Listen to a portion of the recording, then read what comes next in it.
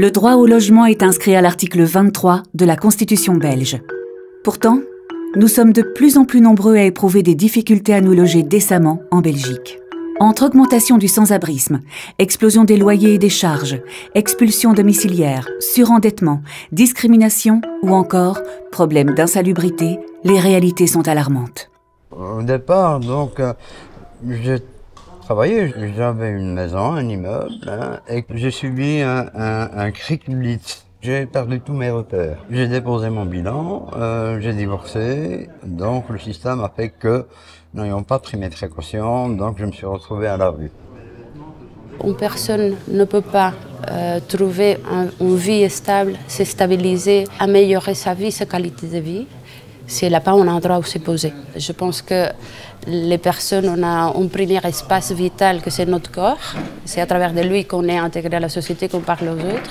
Et puis le deuxième espace, c'est un endroit d'intimité, donc un chez-soi, où je peux déposer mes affaires, où je peux m'asseoir, réfléchir, sans être exposé continuellement au regard des autres, sans être dans des espaces publics où je ne peux pas être sûre, je ne peux pas laisser mes affaires, donc c'est très insécurisant. Mais comment justifier cette précarité liée au logement? Quelles causes structurelles peuvent expliquer que cette situation stagne, voire empire? Les causes structurelles, elles sont multiples évidemment, et il y a plein de points de vue. On pourrait parler de fiscalité, d'économie. En termes vraiment de production de logements et de réponse à cette demande, au RBDH, on a vraiment deux points d'attention. C'est le manque cruel de logements sociaux et aussi un manque d'encadrement des loyers. La crise du logement à Bruxelles, c'est vraiment une crise du logement abordable et elle est due à deux phénomènes parallèles. D'un côté, l'appauvrissement de la population.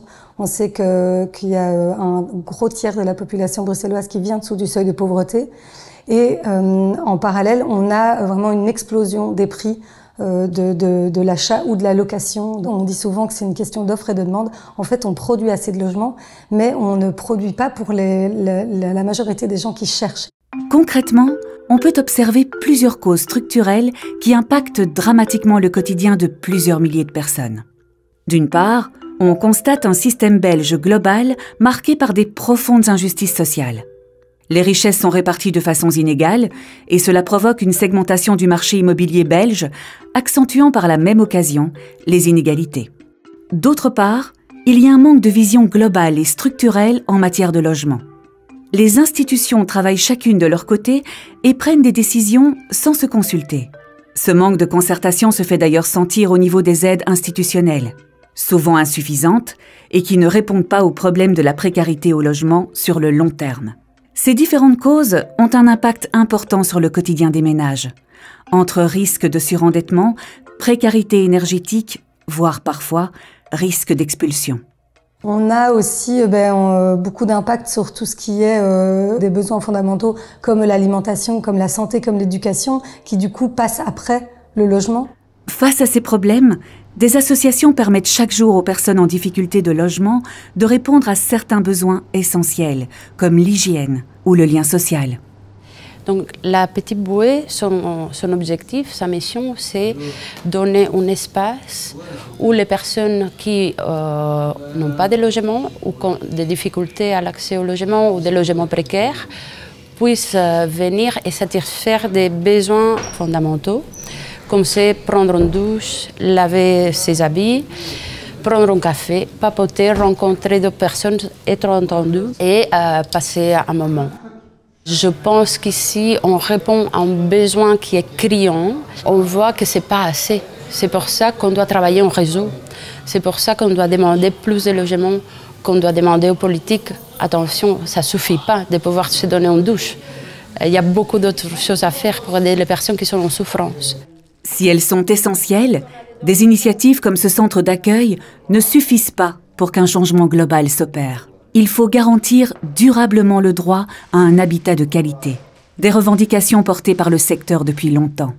Ce qu'il faudrait, c'est diversifier la typologie des logements et d'hébergement qu'on propose aux personnes selon leurs besoins et leur situation aujourd'hui. Et puis augmenter beaucoup les équipes d'accompagnement social et de soutien.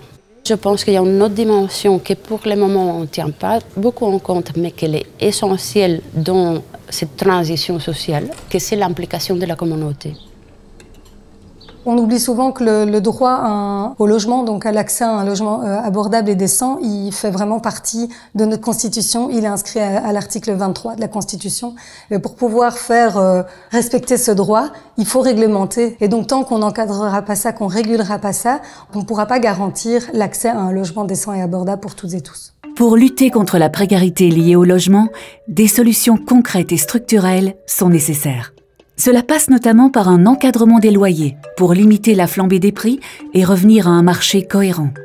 Une taxation plus importante sur les revenus locatifs.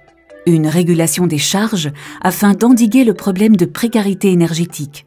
Et surtout, une justice fiscale qui permettrait une meilleure répartition des richesses et une réduction des inégalités en matière d'accès au logement.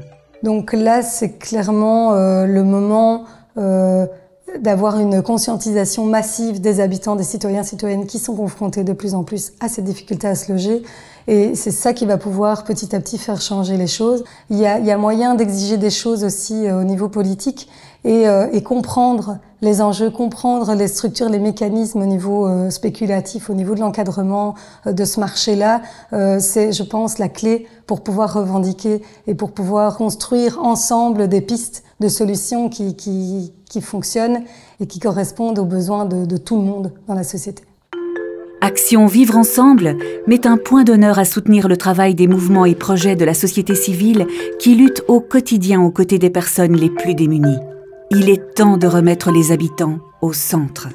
Parce que le logement est un droit et pas un luxe.